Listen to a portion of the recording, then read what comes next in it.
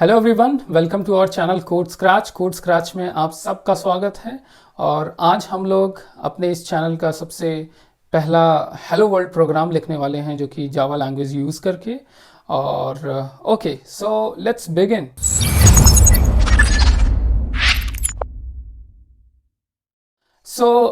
अगर आप देखोगे तो मैंने एक क्लास क्रिएट किया है, और वो क्लास है कोड स्क्रैच।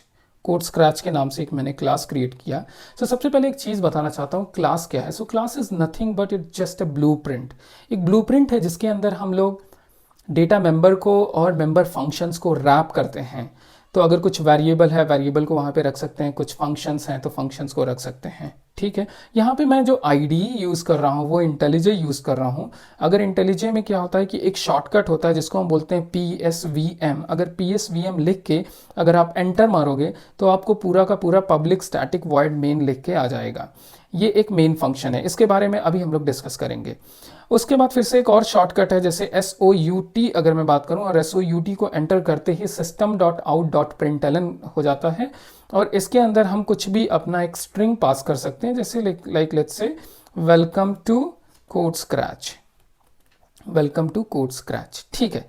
ये हो गई हमारी एक बेसिक प्रोग्राम और हेलो वर्ल्ड प्रोग्राम। और इसको हम यहाँ से क्या कर सकते हैं, ट्रिगर करके रन कर सकते हैं। अगर हम इसको रन करेंगे तो हमारा आउटपुट यहाँ पे आ जाएगा। अगर आप देखोगे ये इसको कंपाइल करेगा और रन करके यहाँ पे आउटपुट डिस्प्ले कर देगा। और आउटपुट आप देख सकते हो, welcome to Code Scratch. Okay, जैसा कि आप देख रहे हो यहाँ पे आउटपुट आ गया है। अब चलिए एक एक करके हम लोग इन सारे कीवर्ड्स को ध्यान में रखते हैं और कीवर्ड्स को एक्सप्लेन करते हैं, और क्यों ऐसा लिख रहे हैं वो सारी रीजनिंग मैं आपको बताता हूँ। तो सबसे पहले अगर मैं बात करूँ पब्लिक की, तो पब्लिक है क्या। पब्लिक क्या है, ये आपका एक एक्सेस मॉडिफायर है। और अगर हम यहाँ पे पब्लिक की जगह कोई और एक्सेस मॉडिफायर डाल दें, अगर लेट्स से प्राइवेट डाल दिया, प्रोटेक्टेड डाल दिया, अगर डिफ़ॉल्ट डाल दिया, तो वो काम नहीं करेगा। उसका रीज़न क्या है, अगर मैं एक सिंपल सा एग्जांपल देता हूं आपको, ठीक है। सबसे पहले मैं ये बताना चाहता हूं कि पब्लिक का मतलब ये हो गया कि ये जो क्लास है, क्लास क्या है, कोड स्क्रैच क्लास, ये ग्लोबली अवेलेबल हो गया। अब जो JVM है, JVM जब इसको इन्वोक करेगा, इस क्लास इस मेथड को जब वो इन्वोक करेगा, तो यूजिंग पब्लिकली इसको वो आइडेंटिफाई कर सकता है, क्योंकि अब ये ग्लोबली अवेलेबल हो गया है। तो अगर आप ये देखो, अगर मैं इस पब्लिक की जगह अगर मैं प्राइवेट कर दूं, ओके, और फिर उसके बाद मैं इसको अगर रन करूं, तो आप देखोगे कि एक एरर मिलेगा। ओके, अब वो एरर क्या होगा, आप ये देखो, एरर क्या बोलता है, main method not found in class. अब इसको ये मेन मेथड मिल नहीं रहा है, क्यों, क्योंकि JVM जब इसको एग्जीक्यूट करने की कोशिश कर रहा है, तो उस केस में JVM क्या फाइंड आउट करेगा कि भाई यहाँ पे मेन मेथड अवेलेबल है या नहीं है। और उस मेन मेथड का जो एक्सेस मॉडिफायर है वो पब्लिक होना चाहिए, तभी उसको वो दिखेगा। पब्लिक का मतलब वो सबको दिखेगा, विजिबल होगा। अब यहाँ पे मेन मेथड है, बट जो एक्सेस मॉडिफायर है वो प्राइवेट है, तो JVM इसको देख नहीं पा रहा है। Instead of having a main method, so मेरे पास मेन मेथड तो है, बट मैं बीइंग अ JVM, अगर मैं JVM हूं, तो मैं जब इसको पार्स करूंगा तो पार्स करने के साथ साथ मेरे को दिखेगा ही नहीं, क्योंकि मेन जो है वो प्राइवेट है। इसलिए सबसे पहली चीज, इसलिए आपको जब भी आप रन करोगे तो आपको एक ये एरर मिलेगा कि main method not found in class, please define main method as public static void main. Okay, so let's say फिर से मैं इसको चेंज कर रहा हूं पब्लिक। ओके, पब्लिक चेंज किया। तो अभी आप देखोगे, अब अगर मैं इसको रन कर दूंगा, इसको एग्जीक्यूट करूंगा, तो ये रन करेगा विदाउट एनी एरर।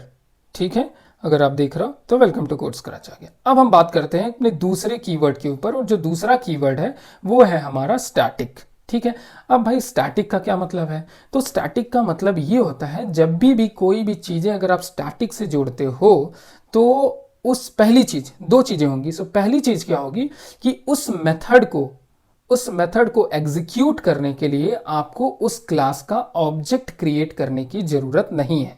ठीक है, इससे फायदे क्या हैं, इससे फायदे ये हैं, सबसे पहला फायदा ये है कि आपको अननेसेसरली जो है JVM को ऑब्जेक्ट क्रिएट करने की जरूरत नहीं है। क्यों, क्योंकि यहाँ पे विदाउट क्रिएटिंग ऑब्जेक्ट हम इस मेथड को कॉल कर सकते हैं। ये पहला बेनिफिट है। दूसरा बेनिफिट क्या है, जब भी आप किसी भी मेथड के सामने स्टैटिक रखते हो, तो वो क्या होता है, जब आपका क्लास लोड होता है उसी टाइम पे वो मेथड भी लोड हो जाता है। ठीक है, तो अब ये आपको क्या करेगा, जो जेवीएम है, जेवीएम इजीली इस मेथड को विदाउट क्रिएटिंग एनी इंस्टेंस और विदाउट क्रिएटिंग एनी ऑब्जेक्ट इसको वो एग्जीक्यूट कर सकता है। अगर देखो मैं आपको ये स्टैटिक हटा के दिखाता हूं, अगर मैं इसको स्टैटिक को हटा दिया तो मैं रन करता हूं, क्या एरर देगा मुझे।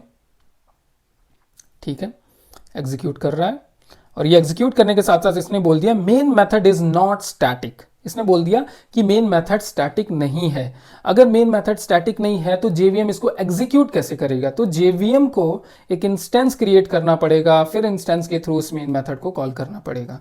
ठीक है, तो फिर से वापस से हम इसको रिवर्ट करते हैं और इसको स्टैटिक बनाते हैं। अगर अब हम एग्जीक्यूट करेंगे तो ये एग्जीक्यूट कर जाएगा। ठीक है, तीसरा कीवर्ड क्या है, वॉइड है। वॉइड का मतलब क्या होता है, वॉइड का मतलब होता है खाली, मतलब कुछ नहीं। इसका मतलब कि जो हमारा मेन मेथड होता है, मेन मेथड में हम मेन मेथड के थ्रू हम अपने एक्चुअल जो बिजनेस लॉजिक है वहां पे हम उसको कॉल करते हैं। तो जैसे ही हमारा मेन मेथड खत्म होता है हमारे प्रोग्राम का एग्जीक्यूशन खत्म हो जाता है। तो जब प्रोग्राम का एग्जीक्यूशन खत्म होता है तो वहां पे रिटर्न करने के लिए कुछ नहीं है। ठीक है, और जब रिटर्न करने के लिए कुछ मेरे पास नहीं है तो डेफिनेटली मैं वॉइड यूज करूंगा। मैं यहाँ पे अगर लेट्स से अगर आपके आपके लिए अगर मैं मान के चलो मैं यहाँ पे इंट यूज करता हूँ, ठीक है, इंट, तो देखोगे फिर से ये एरर देगा मेरे को। क्या एरर देगा, अभी हम देखते हैं इसको। ठीक है, राइट, अगर आप देखोगे तो इसमें बोलेगा कि जावा जो है मिसिंग रिटर्न स्टेटमेंट है, और ये क्या एक्सपेक्ट कर रहा है, ये एक्सपेक्ट कर रहा है। ओके, सो सबसे पहली चीज कि ये बोल रहा है कि मिसिंग रिटर्न स्टेटमेंट। तो अगर मान के चलो मैं रिटर्न अगर कर देता हूं एक इंटीजर 1, ठीक है, अगर इसको 1 रिटर्न कर दिया मैंने, फिर से अगर मैं इसको एग्जीक्यूट करूं तो क्या होगा। ठीक है,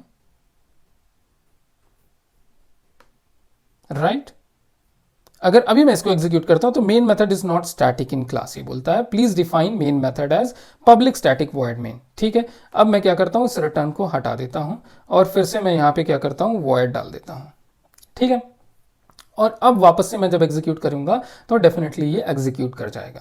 ठीक है, सो अभी अभी अगर देखा जाए, मैं इसकी अगर बात करूं तो ये क्या है, हमारा स्ट्रिंग, और ये क्या है, एक एरे है, और ये क्या है, ARGS है। ठीक है, अब स्ट्रिंग एरे ARGS का मतलब ये हो गया कि जो हम आर्ग्यूमेंट इस मेथड में पास कर रहे हैं वो आर्ग्यूमेंट जो है वो स्ट्रिंग एरे, जो आर्ग्यूमेंट है वो एज अ वो स्ट्रिंग एरे लेता है।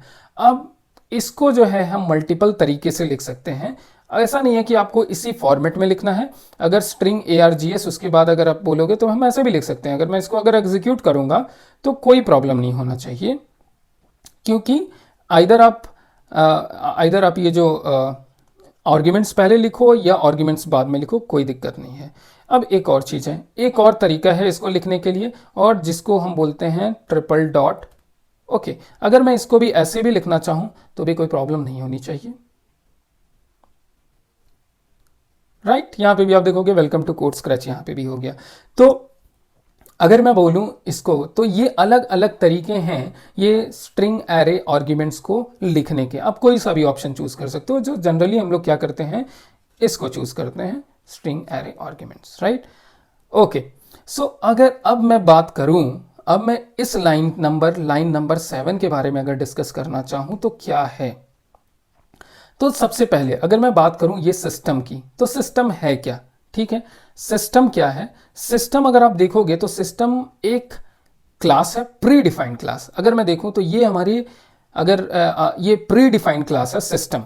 तो अगर आप देखोगे मैं अगर कंट्रोल O करूंगा तो इसके अंदर वेरिएबल्स और मेथड्स को मैं एक्सप्लोर कर सकता हूं। ठीक है, तो यहां पे अगर आप देखोगे हम क्या कर रहे हैं, सिस्टम डॉट आउट कर रहे हैं। सो सिस्टम, सबसे पहले मैं बताना चाहता हूं कि सिस्टम एक क्लास है, और जो क्लास है वो क्या है, फाइनल क्लास है।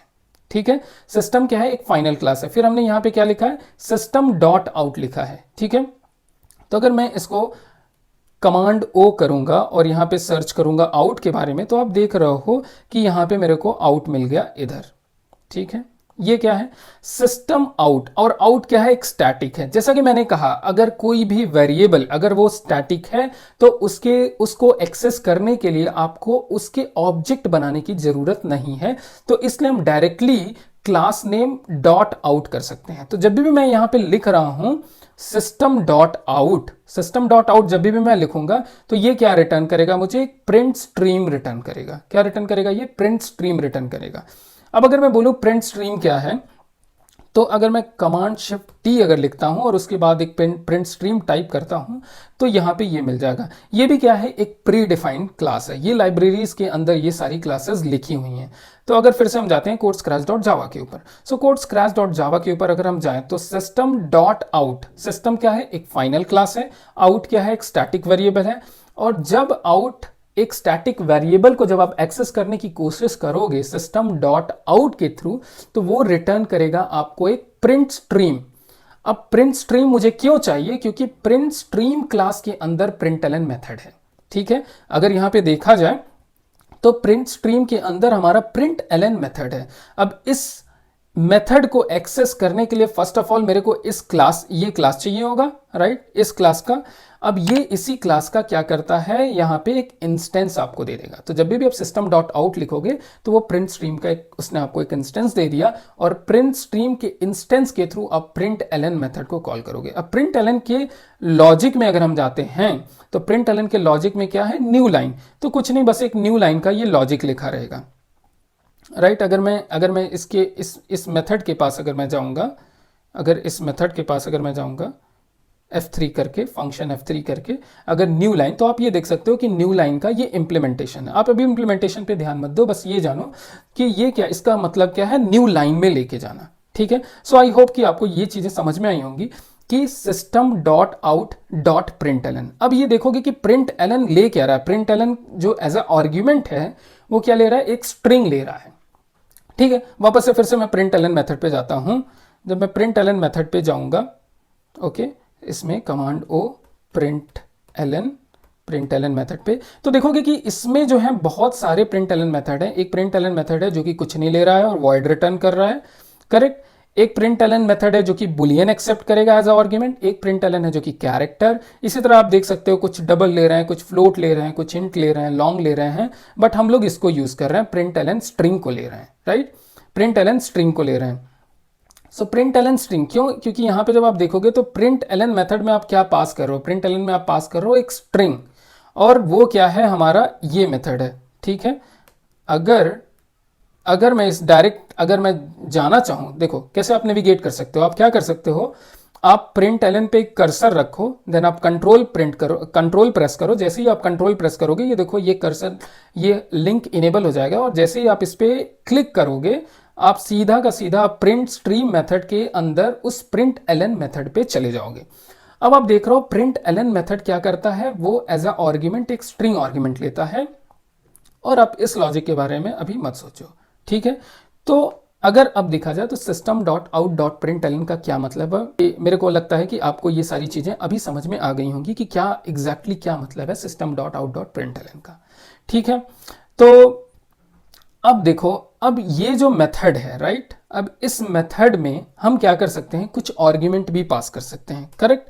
अगर आप देखो तो लेट्स से मैं एक आर्ग्यूमेंट पास करने के लिए क्या लिखूंगा, ये आर्ग्यूमेंट स्ट्रिंग फर्स्ट क्या है, जो ये सारे जो वेरिएबल आर्ग्यूमेंट्स हैं, मल्टीपल आर्ग्यूमेंट जो हम यहाँ पे पास करते हैं वो एज अ स्ट्रिंग है, तो इसलिए मैं यहाँ पे एक स्ट्रिंग टाइप का लिख रहा हूँ, और लेट्स से इसको मैंने str लिखा, और मैं किसको, उस आर्ग्यूमेंट्स में लूप करूंगा। ठीक है, आर्ग्यूमेंट्स में लूप करूंगा, और यहाँ पे अब मैं क्या करूंगा, s आउट कर दूंगा, किसको करूंगा, str को लिख दूंगा। ठीक है, अब चीजें कैसी हैं कि आप रन टाइम पे आर्ग्यूमेंट कैसे पास करोगे, राइट। तो अभी के लिए मैं ये क्या करता हूं, इसको कमेंट आउट कर देता हूं। ठीक है, इसको कमेंट आउट मैंने कर दिया। अब अगर देखोगे आप अभी रन करोगे, यहाँ पे लेट्स से मैं इसको रन करता हूं, तो अभी कुछ प्रिंट नहीं होना चाहिए, करेक्ट, लॉजिकल है, कुछ नहीं प्रिंट होना चाहिए। क्यों नहीं होना चाहिए, क्योंकि भाई मैंने अभी तो कोई आर्ग्यूमेंट पास किया ही नहीं है, रन टाइम आर्ग्यूमेंट, और रन टाइम आर्ग्यूमेंट ये मेन मेथड ले रहा है। ठीक है, सो ये रन टाइम आर्ग्यूमेंट ये मेन मेथड ले। अब कैसे पास कर सकता हूं मैं रन टाइम आर्ग्यूमेंट, अब रन टाइम आर्ग्यूमेंट पास करने का एक बहुत ही ईजी तरीका क्या है, मैं कोड स्क्रैच में जाके एडिट कॉन्फ़िगरेशन पे क्लिक करूंगा, और आप लोग यहाँ पे देख सकते हो कि क्या है, एक प्रोग्राम आर्ग्यूमेंट्स है। सो इस प्रोग्राम आर्ग्यूमेंट्स में मैं पास कर सकता हूं 1 space 2 space 3 space 4 space 5, multiple numbers में पास कर सकता हूं। तो ये मेरे रन टाइम पे आर्ग्यूमेंट्स हैं। ठीक है, इसको मैंने अप्लाई किया, ओके किया, और अब वापस से जब मैं इसको रन करूंगा इस प्रोग्राम को, can you see that like यहाँ पे हमको 1 2 3 4 5 क्यों ये अलग अलग लाइन में प्रिंट हो रहे हैं? Because of this ln function, println. Println क्या करेगा, जितने भी आर्ग्यूमेंट्स हैं उन आर्ग्यूमेंट्स को लेगा, प्रिंट करेगा, फिर न्यू लाइन में ब्रेक कर देगा, फिर दूसरा आर्ग्यूमेंट प्रिंट होगा, फिर से नई लाइन आ जाएगी। तो ये ऐसे होगा। अब अगर ये मल्टीपल आर्ग्यूमेंट्स हमने यहाँ पे पास कर दिया, ठीक है। सो अगर मैं चाहूँ यहाँ पे इसको, ठीक है, तो अभी आपको ये आई थिंक ये समझ में आ गया होगा कि कैसे आपको आइट्रेट करना और कैसे रन टाइम पे आपको चीज़ें पास करनी है, ठीक है। सो हाँ, एक और चीज़ें मैं बताना भूल गया यहाँ पे कि अगर मैं इस मेन को मान के चलो, अगर लेट्स से अगर मैंने टेस्ट मेन कर दिया तो क्या होगा। अब यहाँ पे अगर आप रन करोगे तो यहाँ पे आपको एक एरर मिलेगा, राइट। एरर देखते हैं क्या बोलता है। एरर बोलता है कि main method not found in this particular class, please define main method as public static void main. क्यों? क्योंकि जेवीएम क्या करता है, जेवीएम आपकी क्लास में जो भी एग्जीक्यूटेबल क्लास है, जब भी आप उसको रन करने की कोशिश करोगे तो वो आपको मेन मेथड को ढूंढेगा, और उस मेन मेथड का जो एक्सेस मॉडिफायर है वो पब्लिक होना चाहिए, ओके, स्टैटिक होना चाहिए, वॉइड होना चाहिए, और उसका नेम केवल मेन होना चाहिए। अगर आपने टेस्ट मेन, माई मेन या उसका कुछ भी नाम दिया तो वो उसको आइडेंटिफाई नहीं करेगा, क्योंकि ऑलरेडी ये सारे लॉजिक लिखे हुए हैं कि कैसे जेवीएम को एग्जीक्यूट करना है आपके प्रोग्राम को, ठीक है। तो अगर मैं बोलूं तो फिर से मैं वापस अगर इसको हटा देता हूं और अब मैं अगर प्रिंट करता हूं तो मेरे को यहाँ पे 1 2 3 4 5 प्रिंट होना चाहिए। अब ये 1 2 3 4 5 प्रिंट हो रहा है, ये प्रिंट नहीं हो रहा है। क्यों? क्योंकि इसको मैंने कमेंट आउट कर दिया है। और 1 2 3 4 5 क्यों पास हो रहा है? बिकॉज क्योंकि यहाँ पे अगर आप देखोगे जब एडिट कॉन्फ़िगरेशन में, तो यहाँ पे प्रोग्राम आर्ग्यूमेंट्स में मैंने 1 2 3 4 5 पास किया। अब अगर मुझे और भी आर्ग्यूमेंट पास करना, लाइक लेट्स से मैं 67 पास कर रहा हूँ, फिर से मेरे को अप्लाई करना पड़ेगा, ओके करना पड़ेगा, और इसको दोबारा से रन को ट्रिगर करना पड़ेगा। तो आप देखो 1 2 3 4 5 67 आ गया, ठीक है। अब एक चीज ये है, जैसा कि मैंने पहले आपको यहाँ पे बताया था कि जब ये स्ट्रिंग एरे आर्ग्यूमेंट्स हम लिख रहे हैं तो इसका मतलब ये नहीं है कि आप यहाँ पे एक आर्ग्यूमेंट, दो आर्ग्यूमेंट ही पास कर सकते हो। ये वेर आर्ग से वेरी करता है ये आर्ग्यूमेंट्स, ठीक है। यहाँ पे आप 10 पास कर सकते हो, 3 पास कर सकते हो, 4 आर्ग्यूमेंट पास कर सकते हो, राइट। और इसको जैसा कि फिर से मैं एक बार और दिखा रहा हूँ, इसको लिखने के अलग अलग तरीके हैं। अब फिर से अगर मैं इसको एग्जीक्यूट करूंगा तो वापस से फिर से 1 2 3 4 5 67 आना चाहिए, ठीक है। अगर मैंने कुछ यहाँ पे इसको डिलीट भी कर दिया, मान के चलो, अगर अब मैं क्या कर रहा हूँ, केवल 1 है आर्ग्यूमेंट, अगर 1 है आर्ग्यूमेंट, फिर से अप्लाई ओके किया, और फिर से जब मैं इसको एग्जीक्यूट करूंगा तो क्या होगा, आउटपुट जो है मेरा 1 आएगा केवल, ठीक है। और वापस से अगर आप मल्टी लाइन कमेंट कैसे कर सकते हो इस जावा में, मल्टी लाइन कमेंट कैसे कर सकते हैं? मल्टी लाइन कमेंट करने के लिए आपको कंट्रोल शिफ्ट क्वेश्चन मार्क, अगर आप मैक यूज कर रहे हो तो कंट्रोल शिफ्ट क्वेश्चन मार्क कर सकते हो मल्टी लाइन कमेंट्स के लिए, ठीक है। और अनकमेंट के लिए भी आप सेम चीजें यूज कर सकते हो, कंट्रोल शिफ्ट क्वेश्चन मार्क, ठीक है, अनकमेंट के लिए। और इसको हम बोलते हैं सिंगल लाइन कमेंट, इसको हम लोग सिंगल लाइन कमेंट बोल सकते हैं। तो इसको अगर मेरे को कमेंट करना, वापस से मैं कंट्रोल शिफ्ट क्वेश्चन मार्क कर दूंगा, और इसको अगर अनकमेंट करना तो मैं वो मल्टी लाइन कमेंट्स के लिए इसको मैं क्या कर दूंगा, आपको अनकमेंट कर दूंगा, ठीक है। तो ये हमारा सबसे पहला प्रोग्राम था जावा का, एक हेलो वर्ल्ड प्रोग्राम। जैसा कि आप जानते हो, जब भी आप किसी भी लैंग्वेज को सीखना चाहते हो या उस लैंग्वेज को स्टार्ट करना चाह रहे हो, तो सबसे पहले हम क्या करते हैं प्रोग्रामिंग वर्ल्ड में, सबसे पहले हम लोग एक हेलो वर्ल्ड प्रोग्राम लिखते हैं, उसके बेसिक कीवर्ड्स को जानते हैं, कैसे उसे एग्जीक्यूट करना है वो जानते हैं। तो इस वीडियो के थ्रू मैंने आपको ये कोशिश की है कि आप एटलीस्ट आप एक थोड़ा सा आपको मैं इंट्रोड्यूस करा सकूं कि आपका जो क्लास है वो कैसा दिखना चाहिए, आपका मेन मेथड कैसा दिखना चाहिए, और आपको चीज़ें पता होनी चाहिए कि क्यों हम लिख रहे हैं पब्लिक स्टैटिक वॉइड मेन। बहुत से लोग होते हैं जो लिख तो देते हैं पब्लिक स्टैटिक वॉइड मेन, लेकिन उनको पता नहीं होता है कि पब्लिक का क्या मतलब है, स्टैटिक क्यों लिख रहे हैं, वॉइड क्यों लिख रहे हैं, मेन को मेन ही क्यों कर सकते हैं। ऐसा आपकी इंटरव्यू क्वेश्चंस में भी ये सारी चीज़ें पूछी जाती हैं कि अगर भाई देखो, अगर मैं मेन को माई मेन कर दिया तो क्या प्रॉब्लम होगी, क्या मैं वॉइड को इंट कर सकता हूँ, वो क्या मैं पब्लिक को प्राइवेट कर सकता हूँ, अगर पब्लिक को प्राइवेट करता हूँ तो क्या प्रॉब्लम आ सकता है, ठीक है। तो वो सारे एक्सप्लेनेशन आप इस वीडियो के थ्रू समझ सकते हो और आप एक्सप्लेन कर सकते हो। फिर वही चीज़ है कि system.out.println, उसका क्या मतलब है, क्यों हम लोग system.out लिखते हैं, क्यों हम लोग println लिख रहे हैं system.out.println, तो वो भी एक्सप्लेनेशन मैंने आपको दे दिया है। So yeah, guys, this is about today videos, and I hope you like this video, and if you like it, please do subscribe our channel. Thanks for watching.